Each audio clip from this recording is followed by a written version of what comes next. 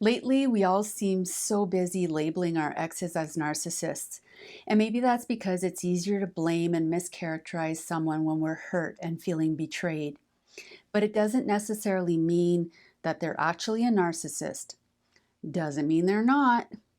I'm Lise Leblanc, therapist, author, and life coach, and in today's video, I will be listing 10 favorite phrases of the female covert narcissist, and I'll provide my translation of what they are actually saying.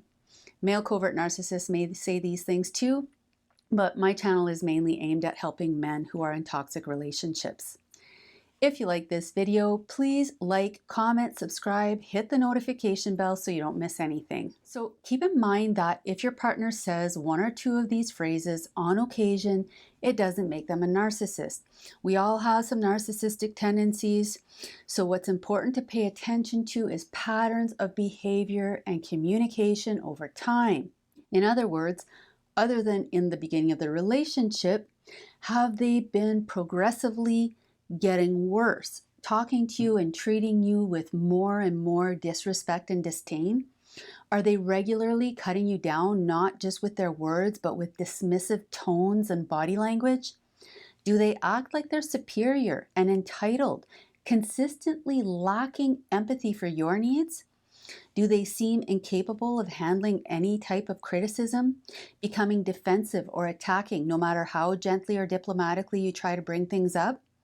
Is she continuously controlling or coercing you to see things and do things her way through the use of guilt, fear, and the crushing of your self-worth? My point here is look at the big picture, not just at the phrases that I'm about to list. Take the actual symptoms of narcissistic personality disorder into account.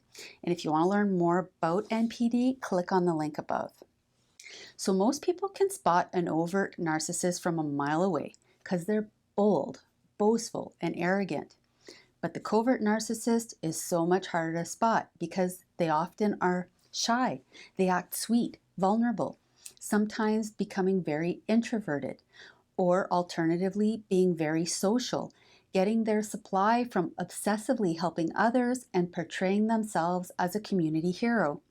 So when it comes to the covert narcissist, you may have no idea what you're getting into or dealing with until you're totally in love and committed to them. Once you're hooked, their contempt rears its ugly head slowly, subtly, and progressively. Now, I'm not talking about a bad fight or having a bad day, a high stress moment. I'm talking about a continuous pattern of subtle critiques, smug remarks, sneering tones, eye rolls, sighs, complaints about how you look, how you do things, how you don't do things. Just every day they just got to come at you. They just wake up, they have an agenda, and so they're like these psycho robots that never run out of batteries, and every day they just keep coming at you, right? Eventually, it's almost constant complaints and criticism. And as she gets progressively disappointed in you, she's just oozing disdain towards you as you fail to match up with her delusional reality. So it goes without saying that a relationship with an overt or covert narcissist is toxic. But here are 10 of the favorite and frequently used phrases of the female covert narcissist. Number 1, you're just trying to start an argument. I don't want to fight right now. And the translation here is, I got you. I pushed your buttons. Now you're upset and you want to resolve this, but I'm going to deny you that resolution. This puts the narcissist in a dominant position because she can leave you spinning in this negative psychological, unresolved emotional state as long as she wants. So this sentence is often followed up by a long drawn-out silent treatment or stonewalling. And the more you want that resolution, the more anxious and insecure you get, and the more likely you are to take responsibility for whatever went wrong just to get that resolution. You might even start questioning whether they are right and whether you are the problem. For those with narcissistic personality disorder, the silent treatment is used as a tactic to mess with your mind and get you to submit. Here's how it typically works. As soon as you bring up anything, they attack you and quickly get you on the defensive. Now it's not about what you brought up anymore. Now it's about this other thing.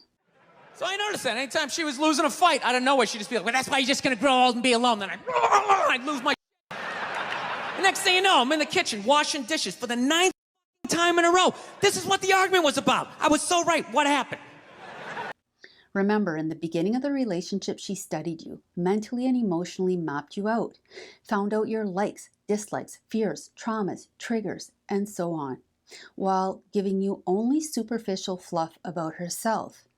And even if she told you things that seemed so vulnerable, things that she supposedly never told anyone before, this stuff, if it's true, are stories she's repeated multiple times and that no longer even affect her. She most likely did not give you anything that you could hurt her with or use against her. So it's a 90-10 split when it comes to her understanding your operating system and what makes you tick versus you understanding hers. So she knows how to push your button. She knows how to upset you. And once you're upset, she steps away. She stays above it all, leaving you reeling. And she gets to decide when to give you the antidote, which is her forgiveness after you beg for it. Number 2, I was just kidding, or why do you always take things so personally? Or I was just trying to help you. Narcissists tend to say these types of things after giving you a backhanded compliment or blatantly insulting or disrespecting you. And what they're really saying is, how dare you accuse me of doing something wrong? The narcissist will very rarely take responsibility for doing something wrong or hurting you. So as they demean you and plant seeds in your mind to lower your self-esteem, they also create an out for themselves by leaving an element of doubt. Well, maybe it was just a joke. Maybe I am taking things too personally. And now you're focused not on how disrespectful and demeaning they were, but rather ruminating on whether maybe what they're saying is true. Number 3, no one appreciates me. No one appreciates everything I do for them. Translation, you need to give me the appreciation and admiration I deserve, you ungrateful nobody. I am entitled to better than this. You need to step up your efforts to supply me. Another reason is because they are getting supply simply by playing the victim, getting sympathy from whoever doesn't know what's really going on. Number 4, you're crazy, or you're always imagining things. Calling you crazy or some variation thereof directly to your face or to others is a very common tactic used by narcissistic partners. In reality, she doesn't believe that you're truly crazy, at least not yet. But she's planting that seed of doubt in your mind and in the minds of those around you so that you will start to question your sanity. And if you go to someone for support, their perception of you is already tainted in a negative way. The female covert narcissist also loves to gaslight you, make you believe that you are, in fact, losing your mind and shouldn't trust your own perceptions, memories, senses, and so on.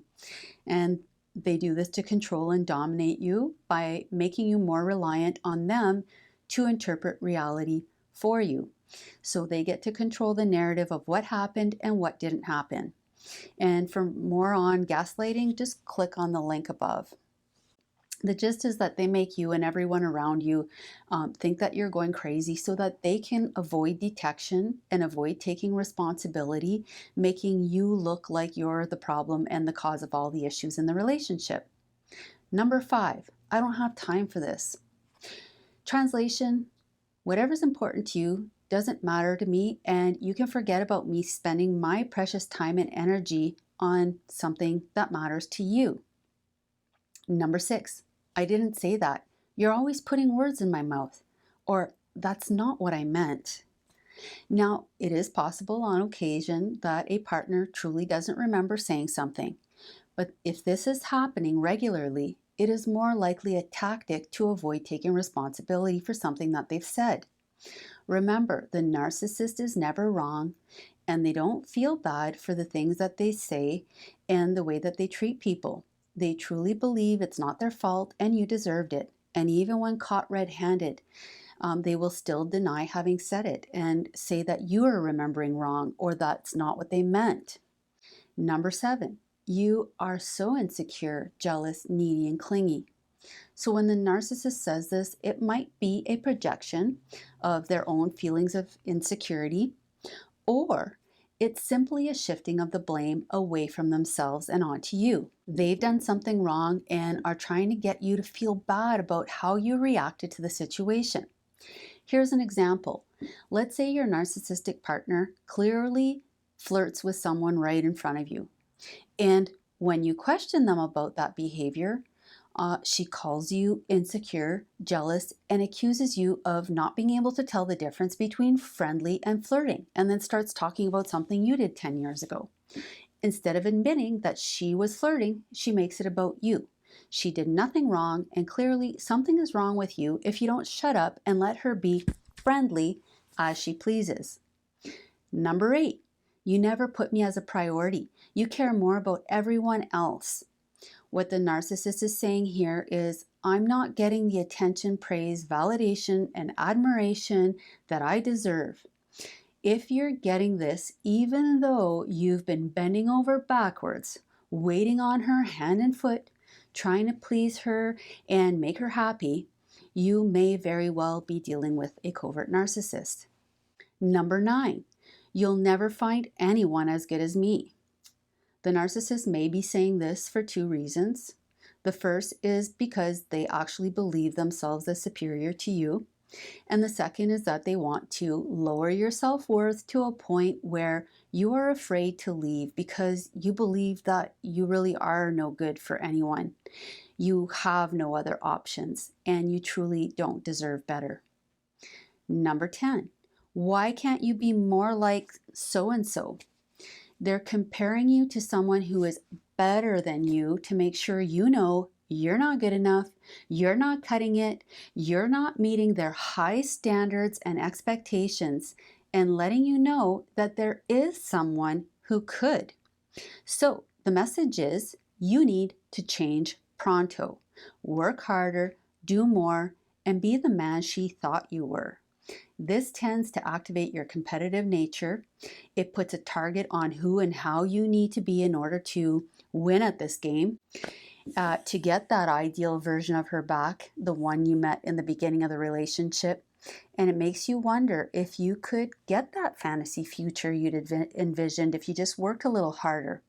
Meanwhile, what they're actually doing is bringing you down yet another notch in your own mind, chipping away at your self-esteem, convincing you that you need to prove yourself and your worth, do as she says, and obviously this gives her the ultimate upper hand as you continue to give yourself up in order to try and please her.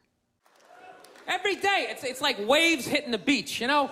Every day, just eroding a little more your life away, you know? Just waking up inch by inch, you know? Every day, just... Why are you hanging out with him? He drinks too much. Where'd you buy that? That's ugly. Throw it out. Okay, so when you hear one of these sentences in isolation, you might think it's not that bad. But when it's repeated and said in combination with the smug, demeaning, contemptuous tone or body language, it can have a powerful and devastating effect on your mental health and your well-being, making you feel like a no-good piece of garbage. And that from your partner who you think loves you can really play a number on you. And if you try to talk to them about any of this and they get defensive, aggressive, or try to shut you down in other ways, then it's toxic, no matter what label you attach to it. So if you need help getting out of a toxic relationship, please check out my Toxic Relationship Recovery Program by clicking on the link in the description section. And thank you for watching. I hope you enjoyed this video, and if you did, please comment, like, subscribe to my channel. And to learn more about the toxic tactics of the female covert narcissist, click on the link above.